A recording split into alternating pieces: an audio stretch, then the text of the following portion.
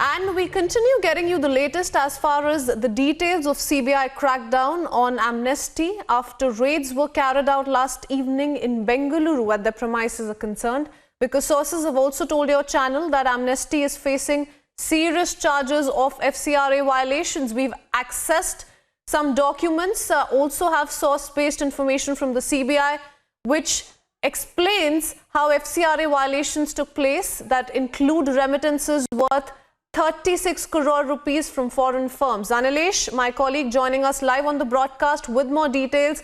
Anilesh, it all started with the MHA filing a complaint against Amnesty, and followed by which the Enforcement Directorate was closely looking into the matter. They'd also conducted raids previously, and now the CBI is swinging into action. But talk to us about these documents that now we've accessed. All right, so adding further to what you've already mentioned, what is important here is to mention the amount of money that is involved here, which is 36 crores. So because it is technical, let's make it easy for our viewers to understand. So you have Amnesty International. It says here, the documents basically tell you, if you go through the documents, it tells you that there are several entities which are associated with Amnesty International that received money amounting to almost 36 crores. So what is the main point of contention here? The main point of contention here is that Amnesty International India, it used commercial methods in order to illegally circumvent the provisions of FCRA that were obliged to observe. In simple words, the money that was received by Amnesty India was not in alignment with the rules of or with the provisions of foreign funding with regards to the Indian government or the Indian law. For example, again making it simple, if I give you 100 rupees tomorrow to do something, right? And that amount of money, rather than using for the work that you said you will do, you spend it somewhere else. That is, in simple words, violation of the promise that you made to me. Similarly, the allegation is that the Amnesty International, by doing or by applying methods to get the money from Amnesty International UK, is somewhere down the line found guilty of violating the laws. That is one of the reasons that it was always under a scanner, and now the CBI is in the action because it received complaints from the Ministry of Home Affairs. What is also important here to note is how it has been done, because it is really interesting. If you see here, it tells you that Amnesty International United Kingdom, they invested 10 crores. So they invested 10 crores where? In the form of FDI, which is foreign direct investment in Amnesty International India. So Amnesty International UK is investing money where? In Amnesty International India. Why is it done so? Well, it is done in a way it looks. I mean, of course, it is for the agencies to prove. It's not my responsibility. But it looks here is that there was an attempt to hide the money, and also the money which was used was not in line of how NGO activities are done with regards to the laws in India, and therefore they are under scanner. Absolutely, Anilesh. Simply put, 4 important points. 36 crore rupees were remitted to evade FCRA. Crores were remitted from UK firms. Amnesty also is not registered under FCRA, and commercial methods were used to evade FCRA. Anilesh, let's also play out a reaction we're picking up from Subramaniam Swamy. So Amnesty, of course, is hostile to India. So it could be suspected that the money that they are sending, we want to know to whom and what for. So I don't think we should get carried away that they have been doing on human rights a lot of work. We must make them obey the law and the law of India.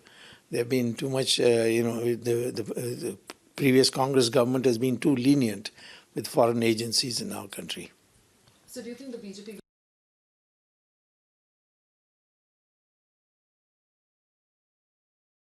Anilesh, stay on with us. We also have Pooja Prasanna joining us live now. Pooja, we're given to understand that CBI has been conducting searches at the premises of Amnesty's office in Bengaluru since last evening, and also not to forget that the Enforcement Directorate had also previously in the previous month conducted similar searches. From then to the CBI searches, what all has transpired, and, what were the searches like? For how long did the raids last? Well, it was in October of 2018 that ED had conducted searches on the Bengaluru office of Amnesty International's India wing.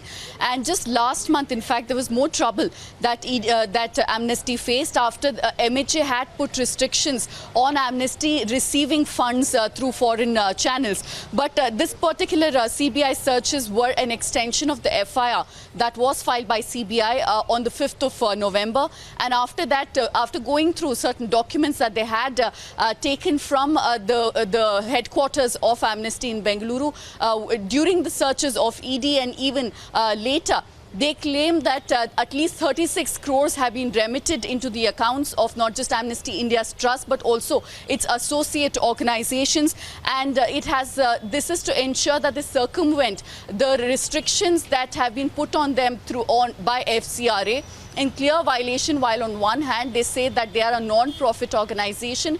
They have been using the commercial channel to get as much as 36 crores through FDI, foreign direct investment, by their parent company, which is Amnesty International, which is based out of UK. These are the allegations, some very serious ones that have been made by, of course, the CBI and also the ED. But on the other hand, when we try to get clarity from Amnesty on these charges, they only chose to repeat what they have been saying all along, that they're a victim of harassment, and they are being, in fact, they are a victim of witch hunt because they have been speaking up for human rights, particularly in Jammu and Kashmir. The kind of violations they claim has been taking place, and that is why these are several methods of the union government to silence them. But as far as specific charges are concerned, Christine, about whether or not their books have been showing any kind of suppression, or rather not been showing some sort of funds that they have received from UK, there are no clear answers that have come forth from Amnesty. Absolutely. Pooja, Shravan also joining us on the broadcast. Shravan, the Enforcement Directorate in fact found that the donations received by Amnesty International were in violation of the FCRA rule, but now the CBI probe seems to be taking this further.